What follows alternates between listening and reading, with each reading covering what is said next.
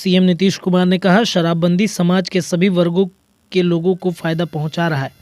CM Nitish Kumar ने बापू की कर्मभूमि मोतिहारी से समाज सुधार अभियान की शुरुआत की। इस मौके पर जनसभा को संबोधित करते हुए उन्होंने कहा कि शराबबंदी ने समाज के सभी वर्गों के लोगों को फायदा पहुंचाया है। आज घरों में खुशियां लौट आई है। उन्होंने इस अभियान के शुरू होने के पीछे की पूरी कहानी की साझा की।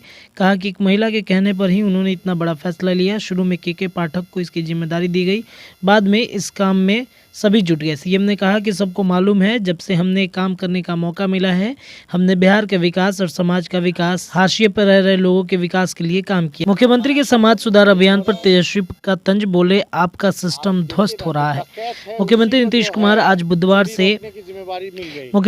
कुमार बुधवार से समाज सुधार अभियान पर हैं। इसकी शुरुआत उन्होंने मोतिहारी से की। इस अभियान के जरिए राज्य में लागू शराबबंदी कानून को लेकर लोगों में जागरूकता किया जाए। इसके साथ ही मुख्यमंत्री विकास कार्यों की समीक्षा कर रहे हैं। लेकिन बिहार विधानसभा में नेता प्रतिपक्ष तेजस्वी यादव ने इस अभियान को लेकर तंज कसा है। उन्होंने कहा कि मुख्यमंत्री प्रदेश में शिक्षा व स्वास्थ्य, विधि व्यवस्था, महंगाई, भ्रष्टाचार, गरीबी को लेकर यात्रा क्यों नहीं करते। ब्राह्मणों पर फिर विवाद भड़के जीतन राम मांझी। कहा, पुजारी करते मांस मदिरा का सेवन, राम भी है काल्पनिक। ब्राह्मणों ब्रह्मवाद पर टिप्पणी कर सवालों के घेरे में बिहार के पूर्व मुख्यमंत्री जीतन राम मांझी ने एक बार आपत्तिजनक बयान देकर विवादों को सुलगा दिया है। इस बार उन्होंने मोक्ष की भूमि बोधगया में मीडिया को संबोधित करते हुए कहा कि कई ब्राह्मण ऐसे हैं जिन्हें ब्रह्म का ज्ञान नहीं है। वे जाति के नाम पर समाज में इज्जत पाते हैं और मांस मदिरा का प्रयोग करते हैं। हालांकि इस बयान के बीच उन्होंने कहा कि ब्राह्मणों के प्रति मेरी आस्था है। जो ब्रह्म को जानते हैं वही असली ब्राह्मण है। आज ब्राह्मण के नाम पर कई लोग पोती पतरा लेकर निकल जाते हैं, लेकिन उन्हें तनिक भी ज्ञान नहीं होता। इतना ही नहीं, वे मांस और मदिरा का उपभोग करते हैं। ऐसे लोगों को शर्म आनी चाहिए। हम वैसे लोगों को पुजारी नहीं कहेंगे। पटना में बढ़ाई गई मांझी के आवास की सुरक्षा। ब्राह्मण समाज के ऐलान की वजह से चौकस रही पुलिस। बिहार के पूर्व सीएम जीतन राम मांझी के आवास की सुरक्षा बुधवार को बढ़ा दी गई। हालांकि मांझी अभी पटना में नहीं थे, लेकिन सचिवालय थाना की पुलिस वहां अलर्ट मोड में तैनात हो गई। दरअसल कुछ ब्राह्मण संगठनों ने बुधवार को मांझी के आवास पर शुद्धिकरण और पूजा पाठ करने की घोषणा कर दी। इसको देखते हुए पुलिस ने सुरक्षा बढ़ा दी है। उनके आवास के आसपास का इलाका छावनी में तब्दील हो गया। प्रदर्शनकारियों के आने की स्थिति में उन्हें रोकने के लिए बैरिकेडिंग की तैयारी भी पुलिस ने कर रखी थी। बता दें कि मांझी ने बीते दिनों ब्राह्मण के खिलाफ आपत्तिजनक शब्दों का इस्तेमाल किया था। बुधवार को गया में भी उन्होंने अपनी बातें दोहराई। एसपी, डीएसपी, एसडीओ, सीओ सब पर पड़ रहा छापा। पटना के मोटरयान निरीक्षण रहे मृत्युंजय कुमार सिंह की काली कमाई देखकर आर्थिक अपराध इकाई के अफसर भी हैरान है। काली कमाई का आलम ऐसा था कि खुद तो करोड़पति बना ही, पत्नी और दोनों सालों को भी करोड़पति बना दिया। दोनों सालों के खातों से 1-1 करोड़ रुपए मिले हैं। 40 लाख की महंगी फर्नीचर और एसयूवी जैसी गाड़ियां भी मिली हैं। इतना ही नहीं, जांच में यह भी पाया गया कि अवैध कमाई छिपाने को फर्जी कंपनी बनाई गई है, जिससे पैसों का लेन देन कर उसे सफ़ेद बनाने की कोशिश की गई है।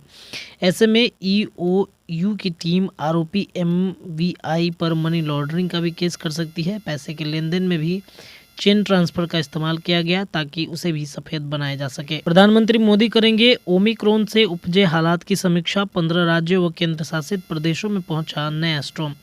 ओमिक्रॉन वेरिएंट के तेजी से बढ़ते मामले को देखते हुए प्रधानमंत्री नरेंद्र मोदी गुरुवार को इससे निपटने की तैयारी की समीक्षा करेंगे। ओमिक्रॉन वेरिएंट के कारण जनवरी से कोरोना की तीसरी लहर की आशंका के बीच इस बैठक को अहम माना जा रहा है। ओमिक्रॉन वेरिएंट के सामने आने के बाद प्रधानमंत्री की यह दूसरी समीक्षा बैठक है। इसके पहले प्रधानमंत्री ने 28 नवंबर को बैठक ली थी। स्वास्थ्य मंत्रालय के उच्च पदस्थ सूत्रों के अनुसार प्रधानमंत्री के साथ बैठक में कोरोना प्रबंधन से जुड़े सभी अहम अधिकारी मौजूद रहेंगे। अगले हफ्ते हो सकता है बूस्टर डोज पर फैसला। ओमिक्रॉन वेरिएंट के खिलाफ वैक्सीन के प्रभाव का हो रहा अध्ययन। कोरोना वैक्सीन की बूस्टर डोज पर विचार करने के लिए अगले हफ्ते टीकाकरण पर राष्ट्रीय तकनीकी सलाहकार समूह यानी एनटागी की बैठक हो सकती है। केंद्रीय स्वास्थ्य मंत्रालय के एक वरिष्ठ अधिकारी के अनुसार उसके पहले ओमिक्रॉन वेरिएंट के खिलाफ मौजूदा वैक्सीन के प्रभाव की रिपोर्ट भी आ जाएगी। एनटागी के पिछले बैठक में ओमिक्रॉन वेरिएंट के खिलाफ वैक्सीन के असर पर आंकड़े नहीं होने से बूस्टर डोज पर फैसला नहीं हो सका था। देश में तेजी से बढ़ रहे ओमिक्रॉन के मामले। केरल में 9 और गुजरात में आए 4 नए केस।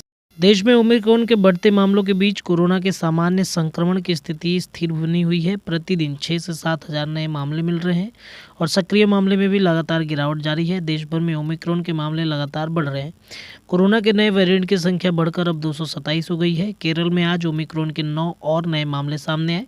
केरल के स्वास्थ्य मंत्री वीना जॉर्ज ने बताया कि एर्नाकुलम में 6 और तिरुवनंतपुरम में 3 व्यक्ति ओमिक्रॉन वेरिएंट से संक्रमित पाए गए हैं। राज्य में ओमिक्रॉन मामले की कुल संख्या 24 हो गई है। बुधवार को राष्ट्रीय राजधानी दिल्ली में ओमिक्रॉन के 3 और नए मामलों की पुष्टि हुई है। इसके बाद दिल्ली में ओमिक्रॉन के कुल 6 मामलों की संख्या बढ़कर 57 हो गई। साउथ अफ्रीका के दौरे पर टीम इंडिया के इन 3 खिलाड़ियों के प्रदर्शन पर होगी नजर। भारतीय क्रिकेट टीम इस वक्त साउथ अफ्रीका के दौरे पर है। टीम इंडिया के सामने मुश्किल चुनौती है, लेकिन सीरीज जीतने का अच्छा मौका भी। कंडीशन के हिसाब से दौरा मुश्किल बताया जा रहा है, लेकिन मौजूदा बेजबान टीम को देखते हुए सीरीज में जीत की उम्मीद भी जताई जा रही है। इस दौरे पर टीम इंडिया के 3 खिलाड़ियों पर खास नजर रहेगी। साउथ अफ्रीका पहुंची टीम इंडिया की कप्तानी कर रहे विराट कोहली के पास खुद को साबित करने का मौका होगा।